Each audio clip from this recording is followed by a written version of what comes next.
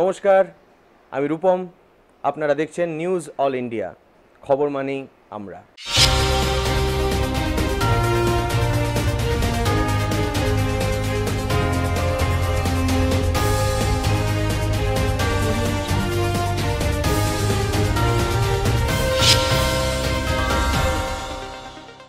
নমস্কার, নিউজিল্যান্ডের পর্দায় আপনাদের স্বাগত। আপনাদের সঙ্গে আমি অর্পিতা। শুরু করছি আজকে বিস্তারিত খবর।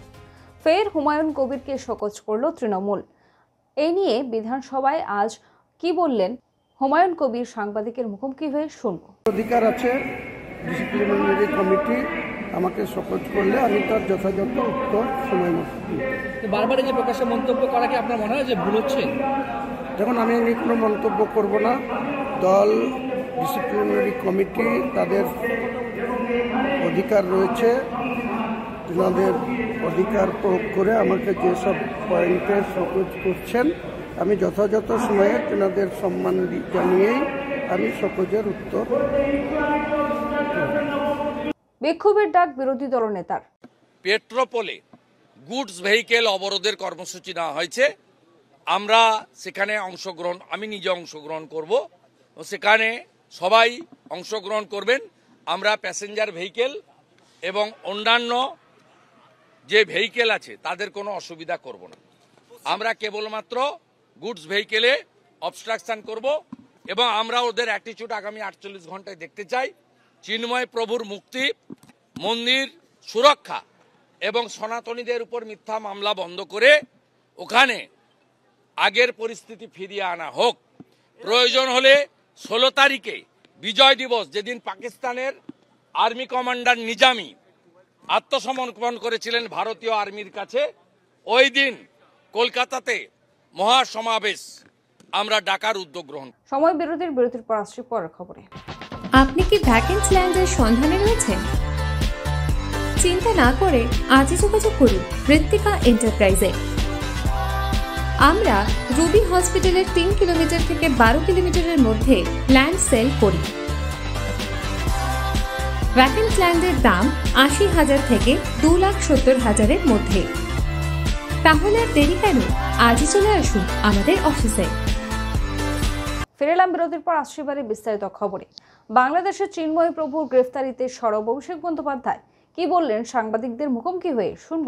বাংলাদেশ নিয়ে প্রথমত এটা রাজ্যের বিষয় নয়, এটা দেশের বিষয়, আন্তর্জাতিক বিষয়, এবং আন্তর্জাতিক বিষয় হলে বরাবরই সেন্ট্রাল গভর্নমেন্টের বিষয়। যেহেতু মানুষ সেন্ট্রাল গভর্নমেন্টকে ম্যান্ডেট দিয়েছে, আমরা আমাদের দলের অবস্থান একাধিকবার স্পষ্ট করেছি যে যেই অবস্থানই সেন্ট্রাল গভর্নমেন্ট নেবে যে কোনো আন্তর্জাতিক বিষয়, সেটাকে দলগতভাবে তৃণমূল কংগ্রেস সমর্থন করবে দেশের স্বার্থে।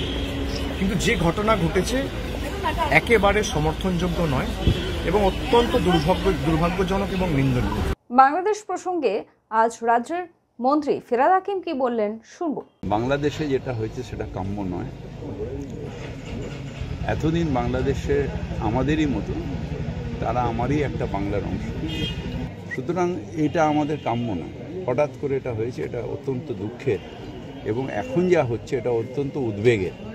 যদিও পররাষ্ট্রনীতি নিয়ে আমরা কথা বলি না, জেনারেলি এটা ভারত সরকার বলে, কিন্তু আমরা যেহেতু প্রতিবেশী একদম থাকি, আমাদের অত্যন্ত কষ্ট হয় যখন দেখি যে ওখানকার মানুষ সাফার করছে। যদি আসে তাদেরকে নিশ্চিতভাবে তারা তো নিশ্চিতভাবে আমাদের অতিথি, কিন্তু যেটা হচ্ছে সেটা ঠিক। সময় বিরতির পর আসছি পরের খবরে। আরজু মানেই আপনার মনের মতো ফার্নিচার।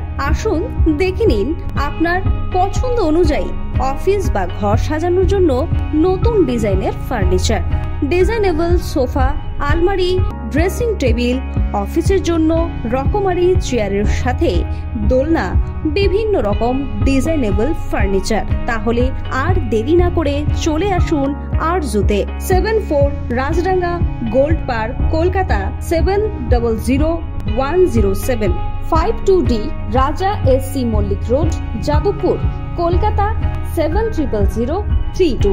Phone number 8100472255, 8240411427। ফেরলাম বিরতির পর আসছে এবারে বিস্তারিত খবরে। ফের শহরে যুবকের রক্তাক্ত দেহ উদ্ধার।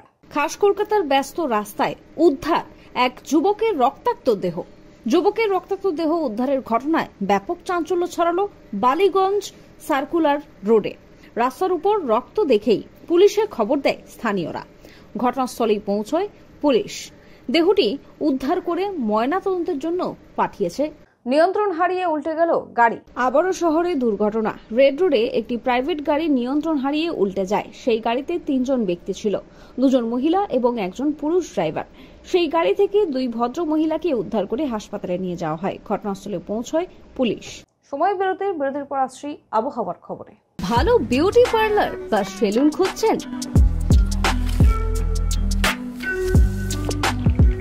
তাহলে চলে আসুন নিউ বিগ বস পার্লারে। পুরুষ ও মহিলা একসাথে একই জায়গায় চুল কাটা, শ্যাম্পু করা, আইব্রো করা, ফেসিয়াল করা থেকে বিভিন্ন রকমের নিজেদের সৌন্দর্য বাড়াতে চলে আসুন নিউ বিগ বস পার্লারে। ঠিকানা ফিরে এলাম বিরতির পর, আসছি এবারে আবহাওয়ার খবরে। অতি গভীর নিম্নচাপের পরোক্ষ প্রভাবে বাংলায় মেঘলা আকাশ ও বৃষ্টি।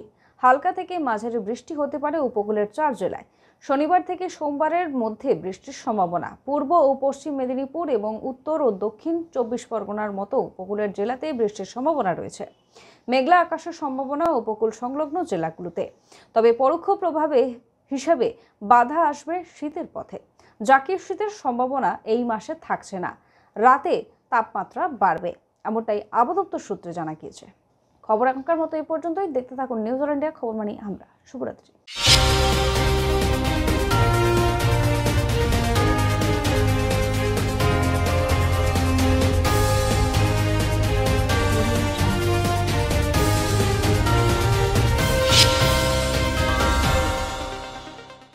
ভোগ কাট্টা বাঁচার কামনায়।